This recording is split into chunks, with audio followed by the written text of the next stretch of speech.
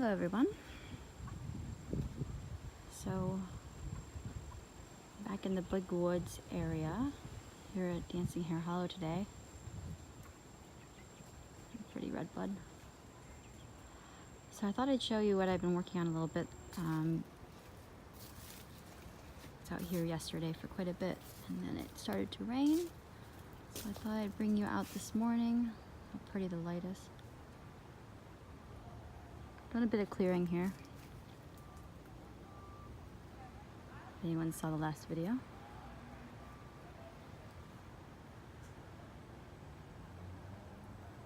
Okay, so in here, cleared quite a bit around the base of this black walnut. Today I wanted to talk about ivy. So ivy gets a bad rap. I'm talking about English ivy specifically. It's that classical dark green, kind of shiny leaved. There we go. There's some. It's very pretty stuff. How beautiful that is. So this bit here, I don't know if you can see, all of this is old ivy, really old. I mean, I don't know, 20 years, 30 years. That was cut back by someone, not us. And it's regrowing. Pretty amazing. So some of you are probably wondering, okay, why don't you take it down? Well, there was a time, you can see some of the old growth there. There was a time when I thought that all ivy should be eradicated, as much of traditional horticulture will have you believe. You know, we're taught that ivy is really destructive, and it can be in certain circumstances, but what I've learned is that ivy, a lot of times, now that's Virginia creeper right there. That's not ivy. The ivy actually provides a lot of really important habitat for birds, especially like chickadees and small birds that overwinter in the Northeast here. Dense, mature ivy growth. There's one of our little girls. Provides major habitat for insects. It helps to mitigate the intensity of frost. So again, keeps more insects alive. It leaves a place for birds to live and to forage in maybe not dead winter, but certainly late fall and early spring. So very important, actually. Important stuff. It's not parasitic. There are some things that are parasitic, like, what do I mean by parasitic? It doesn't feed off the tree. So it feeds off of the root system that it's got established. Oops, sorry. It feeds off the root system that it's got established in the dirt, in the soil. Man, that is just, I wish I had seen this ivy when it was alive, this big piece, because I bet it was extraordinary. She says, what do you mean when I was alive? I'm still alive. So what it does, it just sort of sends out these little feet. They're actually called paniculata. You can see some dried bits there. And it just kind of grabs onto the bark, and as long as the tree is healthy, all it does is climb. It just grabs on, climbs. Now, if this is on your house, yeah, it's gonna cause some problems. It's gonna aerate your clapboards for you. It'll find all those little creases and kind of climb underneath, and as it grows, it pulls them off. So that's when it can be a problem for dwellings, certainly. And for trees, it can be a problem when the tree itself is already not doing well. So if the tree has a big section of canopy that is already dead. You don't want your ivy to climb way up into the upper branches, because that's when it's going to cause a lot of weight on those dead branches and cause them to break. So that's when ivy can be an issue. I'm going to see, I do have a maple that has quite a bit of ivy on it. We're still in the chicken pen here. Let's see if I can zoom in on it a little bit. So this is out. Okay, so that maple there has ivy going right up that one big limb. Way up. So when it gets up to just about the top right of the screen there, it kind of fades away because there's enough foliage in that canopy to keep it from growing out. There's a limb in the back there. It's gorgeous. If I was, and maybe at some point I will go in and film this a little closer, but the ivy in that mid canopy there where the tree starts to fork out, it's so thick, and in the summer it has these beautiful dark berries on it and flowers. It's amazing stuff. It's really pretty, and it's always full of birds. Got some wild roses here. This is the time of the goldenrod right now. Oh my gosh. Not seeing pollinators right now, but yesterday was just low. Oh, here we go. There's one more. Stuffing her pollen sacs.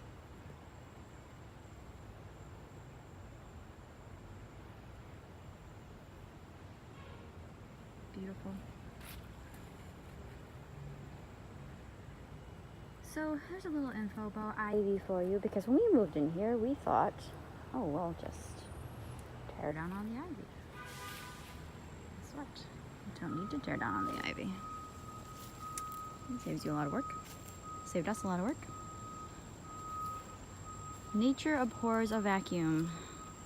That is an excellent example. Ivy fills a vacuum, fills a void. So do other climbing vines. This is Virginia creeper here. Something a lot of people consider invasive. Well, what is it invading? Empty space, right? There's nothing on that, so it took advantage. It filled in.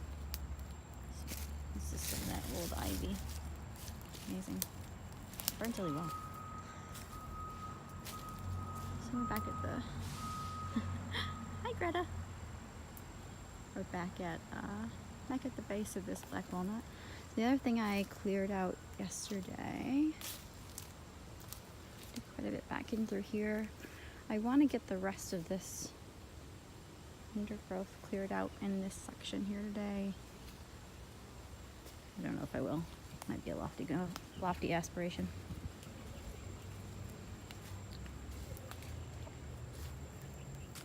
So at some point I'll talk about black walnut here, but we have a lot of it in this little stand of trees. Hi Audrey. Hey, pretty girl. We have a lot of black walnut, and we don't worry about it that much. People get, pretty twisted up about black walnut, and it's got a lot of value. And I don't mean financial value, I mean environmentally, as part of the ecosystem. It's got a lot to offer. So when I cut down piles like this, these are all trimmings. Pile of trimmings there. Pile there the girls are going through picking bugs out of. So I run a lot of this stuff through, oops, sorry, whipping the camera around a little bit, I think. My little shredder's over there by the chicken coop. So I put a lot of that stuff through the shredder, and I really don't get fussed about where it goes. It just sort of goes wherever. And I'm not having trouble. Healthy soil, there's a lot of really interesting research right now about mycorrhizal fungi, mycelium, the power of mushrooms, basically. And how they really are kind of the next frontier for recouping losses that humans have caused. So oil pollution, toxic waste cleanup, etc. They look like they might be the next magic bullet. Just climbing on that like a jungle gym. So anyway, healthy soil that is really active, full of microorganisms, is going to break down black walnut without any trouble. So not necessarily the fibers themselves that are the problem, but the juglone that's in it is what a lot of people worry about, because it inhibits growth of a lot of other plants. But again, I just put it all together. I compost it, let it rot down, or just distribute it out underneath the existing trees, and I've had no issues. So what this is teaching me, this place, Dancing Hare Hollow, is teaching me that I just need to go with the flow and not worry about controlling things so much. I think we, as humans, innately try to control everything that we can because it makes us feel secure. I know I struggled with that my whole life. I'm very type A. I love to have a plan. I love to have a list with little check boxes. I love to know where everything is going to go. And the earth here has just been telling me it's not really going to be your plan. And I'm okay with that. So we just sort of let things unfold, you know? I mean, of course, there's some things we plan. You know, we plan where we put a compost pile and stuff like that. We do live in this city. We have some limitations to certain things we have to be careful of, but that's why I hesitate to call this permaculture, because what's happening here seems like more than that. It's very difficult to explain, but it feels like more than a design system, because the design piece sort of fades into the background. I don't know. We'll have to see how this unfolds, and hopefully you'll stick around and see if anything here inspires you. These girls are amazing. They just love to follow along behind me. So part of the reason they're over here in this section right now, this little pile that Sylvia's digging through right here. Juveniles. Oops. This stuff on the ground, I have no idea what it is, but it is pernicious. And I don't use that word very often, but I cannot seem to get rid of this stuff. We have cute. Look at her laying on that plastic bag. Oh my gosh. Gotta get in here and get some more trash cleanup done. But so this stuff just seems to spread my root system. It's really hard to get rid of, so there's a pile there. So I'm gonna stop here for now, and yeah, hope you come back for some more videos.